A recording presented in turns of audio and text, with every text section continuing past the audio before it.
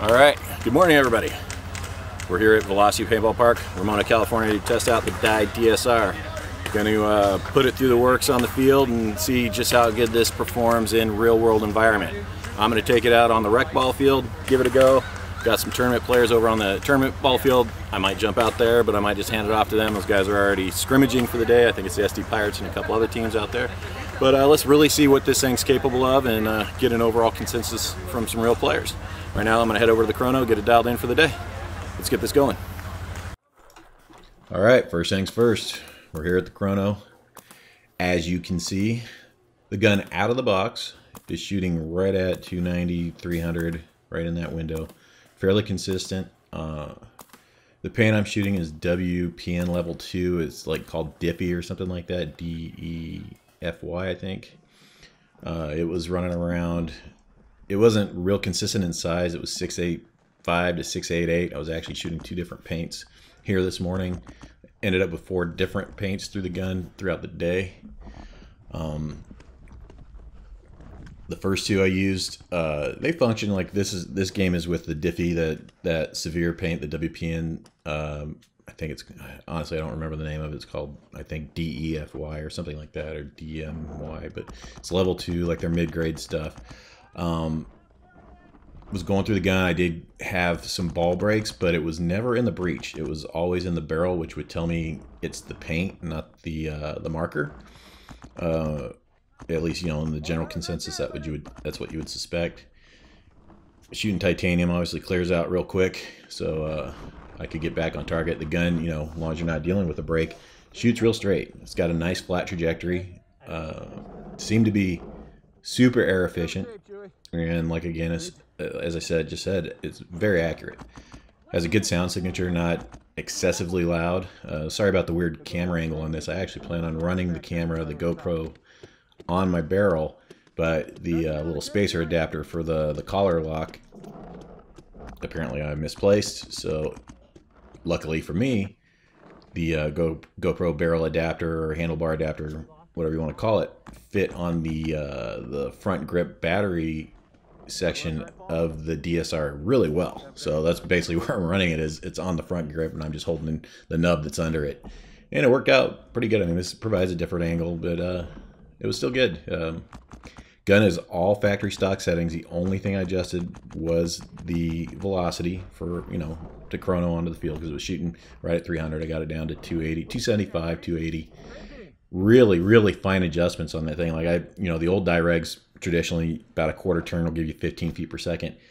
I wasn't moving this an eighth of a turn and would say I'd get that. So it's a pretty touchy reg as far as sensitivity and the adjustment on the adjustment screw. Little commentary on this particular field. You can see I just swung all the way from the right side. Our left side fell apart. It was about an 8-minute game. Big field, big spool field with some natural encumbrances, rocks and trees and whatnot, with a bunch of spools on it.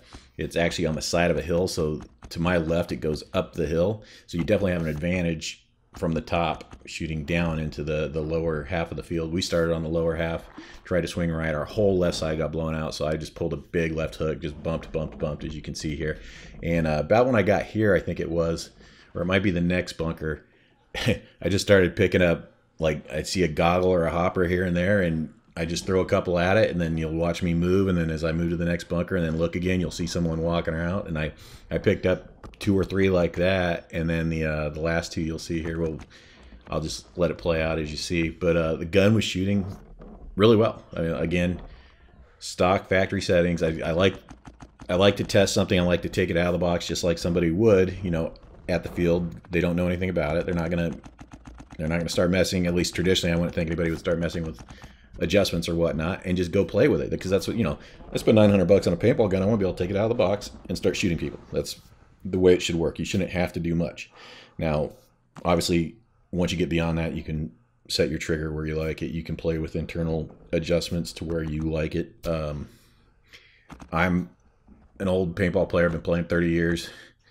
Yeah, this guy, that kill coming off the field right there, I don't know what he showed me, but it was maybe an 1.5 inches, 2 inches of it for a split second, and I put the ball right on it, and that was from, I would say that was probably about 25 yards right in there, you know, probably 70 feet, 80 feet. Last man stands, my buddy Mike Brito, the owner of Recoil Paintball, right back there in the middle. Just gave it to him and finished out the game. Like I said, that big left hook was pretty awesome. Back on the gun though, shooting the titanium. I like the old barrels. I've been playing 30 years. I've just got my own, you know, myself. I like what I'm used to, and that's really what it comes down to. You know, you got to be what you're comfortable with, and I like simplicity. And that gun, it does a lot more with a lot less. I don't feel like you need an LPR anymore with a lot of the technology that exists today, and it doesn't have one, and it shoots really well without it. This is the WPN Diffie paint. You can see some break when I throw them on the spool there, some don't. There's about a 50-50 on them. They were breaking good out on target. This right here is some Apex paint that was every one of these breaks, and I didn't have any problem with the Apex paint breaking in the gun. But it wasn't real accurate. And it's maybe a month, 5 weeks old. Here we go. Here's Brian, longtime friend. He works at Velocity Paintball here in San Diego. He's like basically chief gun tech. So he sees everything, works on everything. And he also plays with the Pirates, one of their divisional teams. Longtime paintball player. He played with me back when I was still playing super actively in the tournament circuit, you know, 10, 12 years ago. Anyways, wanted to let him give the gun a run, see what he thought, and here he is doing it. He actually played a few matches. I was over there, but I didn't feel like we needed to show. He was playing, you know, they were practicing, so he was playing the same position over and over again, which is a, you know, a stand up and just dumping paint, which is good to see how the gun does with that. Would have liked to get it into the snake and seen it with some of that kind of action, but who knows how many balls would have actually got shot. At least this way. He got roped on. He had no brakes, and he was actually shooting that same WPN as well, but he was shooting the next level down, I guess would be level 3, which is their basic practice paint, and had no problems at all. He told me he had no brakes or anything when we discussed it, but and he said it was shooting nice and straight for him. Different barrel. He did put his barrel on there. Wasn't shooting my titanium, which is a 9.0 titanium, and here, you can hear what he has to say about it. How to shoot? Shoots awesome. Very smooth. Of course, thigh guns are always smooth. Shoots great. Forgot to put it on PSP mode, but is what it is. It's all right. Love the price point. Awesome guns. Can't wait to get them in the store. Velocity Paintball, yes, San Diego, California. Cool. Thank you. So now I head back over to the Chrono. Different paint entirely all together. Now this is Valken Infinity. And you can see I got a spike right there, like 345. That might have been an error with the radar. I don't know, or it might have just been a spike. But this Infinity, Daryl tells me, the owner of Velocity tells me that it was running right around 680. And again, I've got my titanium 690 barrel on there. And it was shooting really consistency with this Infinity, and I went and played with some of the Infinity later after this test right here, and you can see it was super consistent across the Chrono, somewhere in the, you know, the predominantly in the, you know, mid 170s to the mid 180s, and it wasn't real round paint. None of the paint I was really playing with today was real round, except for, which you don't see on video, was I got some recoil paint, just stuff that Mike Brito had brought up, and he gave me some of that. I had no brakes with the Infinity in the gun or in the barrel, had no brakes with the recoil in the gun or in the barrel. Shot real good. All right, now we're on to final thoughts. Overall, with everything involved with this marker, I personally would give it like a 4.5 out of 5 stars. There's definitely some spots that could be improved upon, but not deal breakers at all. First, I'm going to talk on the points that I really like about the marker. First and foremost, you can tell this was designed by guys who have taken a lot of paintball markers apart and had to repair a lot of paintball markers, because they went out of their way to simplify all those steps and processes. I mean, you're looking at 2 or 3 tools and a lot of just, you know, toolless disassembly on parts, to where it's really to get in and out of this marker. You know, you got the wireless board, just contact pads, so when you take the frame off, you don't worry about pulling or stretching anything out.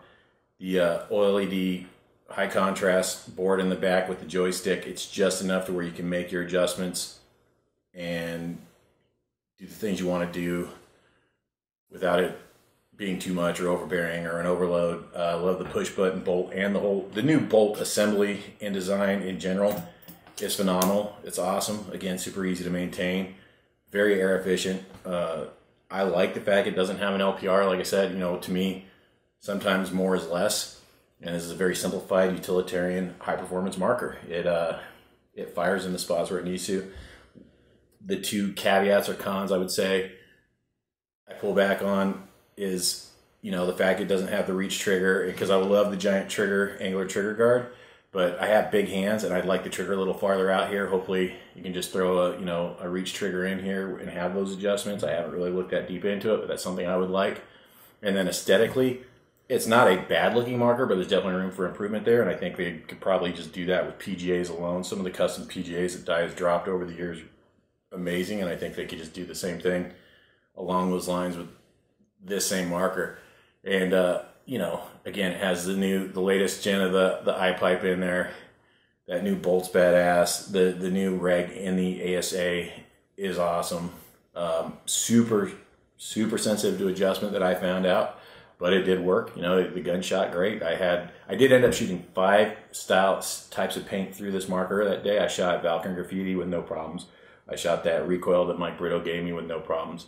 I shot the Valken Infinity with no problems. It was the Defy from WPN, which minor problems. I would have barrel breaks every once in a while, and I don't know if that was because maybe that some of the paint was even bigger than the 9.0 that I was shooting. Like I said, when I tested it, I took 6 or 8 of them. I tested it, all seemed to be around 6.84 to 6.88, so I ran a 9.0 thinking I'd be safe. Maybe I was catching a few fatties every once in a while. Don't know. And then the Apex paint shot fine through it, didn't break any, but the Apex didn't fly real straight. It was right around 6.84, 6.85. I was running in on the loose bore, and the paint was older. I could see where it had separated inside the shell. It was 5-6 weeks old, sitting on my garage floor. Hadn't been subjected to a lot of heat or anything like that. But overall, again, I'd give this gun a solid 4.5 out of 5. It's a performer. It's going to be a fun gun, great gun. I'm really happy to have it. Looking forward to many more days of entertaining play. I think I covered everything on this. Oh, the one caveat I do have is whoever's naming this thing is definitely a huge fan of the Iron Man franchise and Avenger movies, because everything is arc and reactor, and I think that's great. I hope they keep it up. One other thing I'd like to touch on is, for anybody who doesn't know who we are, the Modern Day Pirates. We're an adventure society, heavily based in paintball, but we do everything. We're big in outdoors, hunting, fishing, motorcycles, you name it, hiking, camping, just anything that gets you out living life. We want people off the couch and out of the cubicle and enjoying their life and not taking it for granted.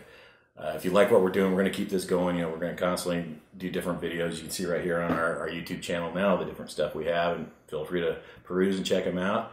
If you want to support, go to our website, mdpcrew.com, and pick up any one of our t-shirts or flags or hats. We got all kinds of good soft goods there. We got barrel socks and actual playing gear, MDP jerseys made by Intensity and Raza, and a few other vendors that help us make some paintball gear and some other adventure gear. We have a ton of support from companies like Push and Dye. It's a big family, and we got a good program going on, and we want to share it with the world.